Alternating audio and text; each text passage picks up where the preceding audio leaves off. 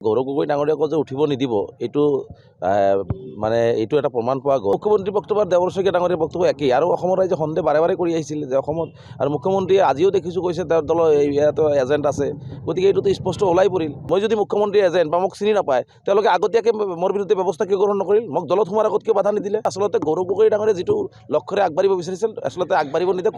কংগ্ৰেছ দলটো যেনেকৈ বিজেপিক প্ৰতিহত কৰাৰ কাৰণে চেষ্টা কৰি আছে এইটো অসম্ভৱ। কংগ্ৰেছ দলটোক খুলি খুলি খাই আচলতে আগবাঢ়িব নিদিয়া দুজন ব্যক্তি বিশেষকৈ দেৱৰ শইকীয়া আৰু প্ৰদ্যুৎ বৰদলৈ ডাঙৰীয়া যিধৰণে মোক যোৱা তিনিটা দিনত যিধৰণে মানসিক অত্যাচাৰ কৰিলে আৰু ইয়াৰ বিচাৰ মই সংখ্যালঘু ৰাইজক দিছোঁ। মই এটি ভাল মন শুদ্ধ মন লৈ অসমৰ সমাজ জীৱনৰ হৈ সকলোৰে লগত সমিল মিলেৰে এখন সুন্দৰ অসম গঢ়াৰ কাৰণে সপোন লৈ সংখ্যালঘু সমাজৰ বিভিন্ন সমস্যাখিনি সমাধান কেনেকৈ কৰিব যায় তাৰ লক্ষ্যৰে মই আচলতে এই ছেকুলাৰ দলটোত যোগদান কৰিছিলোঁ। কিন্তু তাত মই দেখিলোঁ যে তেওঁলোকৰ ভিতৰ কণ্ডলে আচলতে কোনো ভাল মানুহক কোনো যুৱ চামক তেওঁলোকে আহিবলৈ নিদিয়ে, আৰু কোনোবাই যদি যায় তাক উলিয়াই দিয়াৰ কাৰণে চেষ্টা কৰে। আৰু নিশ্চিতভাৱে এইটো এটা ৰাজনৈতিক ষড়যন্ত্ৰ আৰু আচলতে গৌৰৱ গগৈ ডাঙৰীয়াক যে উঠিব নিদিব এইটো মানে এইটো এটা প্ৰমাণ পোৱা গ'ল যে মই কিবা এটা ক'লোঁ, কিবা এটা হ'ল, ঘৰখনৰ মাজত আলোচনা হ'ল আৰু ঘৰৰ কথা ঘৰৰ ভিতৰত আলোচনা হ'ব লাগে। গতিকে বেলেগে কোৱাৰ আগতেই ঘৰখনৰ ভিতৰৰ পৰাই যিটো পৰিয়ালত মই আলহী হিচাপে গ'লোঁ তেওঁলোকে মোক আক্ৰমণ কৰা আৰম্ভ কৰিলে। আৰু এই আক্ৰমণটো কাৰ নিৰ্দেশত কৰা হ'ল ইতিমধ্যে মই সংবাদ মাধ্যমত কৈছোঁ যে এইটো আচলতে মুখ্যমন্ত্ৰী যি বক্তব্য দিছিলে দেৱৰ শইকীয়া ছেইম বক্তব্য দেয়। গতিকে মুখ্যমন্ত্ৰী বক্তব্য দেৱৰ শইকীয়া ডাঙৰীয়াৰ বক্তব্য একেই আৰু অসমৰ ৰাইজে সন্দেহ বাৰে বাৰে কৰি আহিছিল যে অসমত আৰু মুখ্যমন্ত্ৰীয়ে আজিও দেখিছোঁ কৈছে তেওঁৰ দলৰ ইয়াতো এজেণ্ট আছে, গতিকে এইটোতো স্পষ্ট ওলাই পৰিল।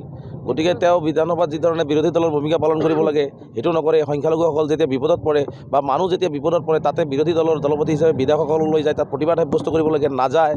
বিধানসভাত কোনোবা বিধায়কে যদি সংখ্যালঘুৰ কথাখিনি ক'বৰ কাৰণে কাগজত লিখি দিয়ে এইটো পকেটত থৈ দিয়ে হিমন্ত বিশ্ব শৰ্মা বেয়া পাব, নকয়। গতিকে এইবোৰ আমি বহু কথা শুনিছোঁ আৰু আগৰ পৰাই সন্দেহ আছিলে। আৰু তেওঁ যিহেতু বাৰে বাৰে এই কথাবিলাক কৈ আছে, গতিকে মানে এটা পাৰ্টিত মই সোমাইছোঁ, সেই পাৰ্টিৰ সভাপতিয়ে এবাৰ মোৰ লগত মই কোৱা কথাৰ উত্তৰ দিলে, দ্বিতীয় দিনো দিলে, তেওঁ দিয়াৰ পিছত তৃতীয় দিন আকৌ তেওঁ কিয় আক্ৰমণ আৰম্ভ কৰিলে। গতিকে ইয়াৰ দ্বাৰা বুজা যায় যে সম্পূৰ্ণভাৱে তেওঁলোকে আচলতে চৰকাৰখনৰ লগত মিলি জুলি অসমৰ ৰাইজে যিটো বিচাৰিছে এটা পৰিৱৰ্তন, অসমত এটি সাম্প্ৰদায়িক শক্তিক প্ৰতিহত কৰি এটা ধৰ্মনিৰপেক্ষ চৰকাৰ হওক এইটো অসমৰ ৰাইজে বিচাৰিছে, হিমন্ত বিশ্ব শৰ্মাক আঁতৰোৱাটো বিচাৰিছে। কিন্তু আচলতে সেইটো তেওঁলোকে নকৰি তেওঁলোকে ব্যক্তি বিশেষে তেওঁলোকে ৰাজনীতি কৰি আছে, দলটোক তেওঁলোকে ধ্বংস কৰি আছে। আৰু আপোনালোকে জানেই যে প্ৰদ্যুৎ বৰদলৈ ডাঙৰীয়াই যেনেকৈ কথাটো ক'লে চাওক, তেওঁ নগৰ সাংসদ, সংখ্যালঘু অধ্যুষিত অঞ্চলৰ সকলো সংখ্যালঘু ৰাইজে ভোট দিছে আৰু সদৌ অসম সংখ্যালঘু ছাত্ৰ ইউনিয়নৰ মই সভাপতি দীৰ্ঘদিন কৰিলোঁ আৰু সংখ্যালঘু অধ্যুষিত অঞ্চলৰ পৰা আহি আমি MP হৈ এজন সংখ্যালঘুসকলৰ ছাত্ৰ সংগঠনৰ প্ৰাক্তন সভাপতিক তেওঁ চিনি নাপায়, মাত্ৰ কেইদিনমান আগতে গৈছোঁ। গতিকে এনেকুৱা ধৰণৰ তুচ্ছ তাচ্ছিল্য কিয় কৰা হয়? তেওঁ চিনি নাপায় বুলি ক'লে হ'ব নেকি?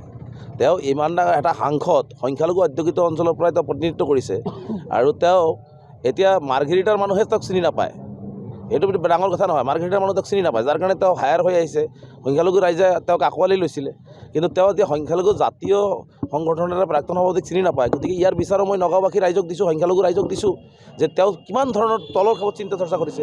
তেওঁতো নিৰ্বাচনৰ সময়তো আমাক সহায় বিচাৰিছিলে, তেওঁ কি কয় বিয়া এখন খাব যাওঁতেও তেওঁ দেখোন মোৰ লগত ৰেজাল্ট চাপ ভালে আছেনে এই কথাও সুধিছে। গতিকে তাৰপিছতো তেওঁ গুৱাহাটীত সংবাদমেল পাতি কাৰ নিৰ্দেশত তেওঁ মোক চিনি নাপায় বুলি কৈছে। দলত জইন কৰাইছে সভাপতি ডাঙৰীয়াই জইন কৰা মানুহ এজনক তেওঁলোকে চিনি নাপায় বুলি কথা ক'লে হ'ব নেকি? বা তেওঁলোকে মই মুখ্যমন্ত্ৰী এজেণ্ট বুলি ক'লে হ'ব নেকি? মই যদি মুখ্যমন্ত্ৰী এজেণ্ট বা মোক চিনি নাপায় তেওঁলোকে আগতীয়াকৈ মোৰ বিৰুদ্ধে ব্যৱস্থা কিয় গ্ৰহণ নকৰিল, মোক দলত সোমাৰ আগত কিয় বাধা নিদিলে। তাৰমানে দলত সোমাই আৰু এওঁলোকে বিসম্বাদত জৰ্জৰিত হৈ আচলতে গৌৰৱ গগৈ ডাঙৰীয়াই যিটো লক্ষ্যৰে আগবাঢ়িব বিচাৰিছিল আচলতে আগবাঢ়িব নিদিয়ে। কংগ্ৰেছ দলটো যেনেকৈ বিজেপিক প্ৰতিহত কৰাৰ কাৰণে চেষ্টা কৰি আছে এইটো অসম্ভৱ, কাৰণ তেওঁলোকৰ মাজতেই আচলতে এজেণ্ট সোমাই দলটোক খুলি খুলি খাই আছে। চাওক, তেওঁ ছদ্মবেশী কংগ্ৰেছী, তেওঁ অৰিজিন কংগ্ৰেছী নহয়, তেওঁ ছদ্মবেশী কংগ্ৰেছী। তেওঁ চাওক, তেওঁ যিজন মানুহে এজন মানুহক চিনি পোৱাৰ পিছত নিচিনাৰ ভাও ধৰে, দলৰ সভাপতি এজন মানুহক জইন কৰাৰ পিছত সংবাদ মাধ্যমত ওলোৱাৰ পিছত নামটো ওলোৱাৰ পিছত তেওঁ নাজানো বুলি কয়, তেনেহ'লে তাৰমানে কি বুজিব তেওঁ? আৰু তেওঁ পিছদিনাখন কিয় ক'ব লাগে?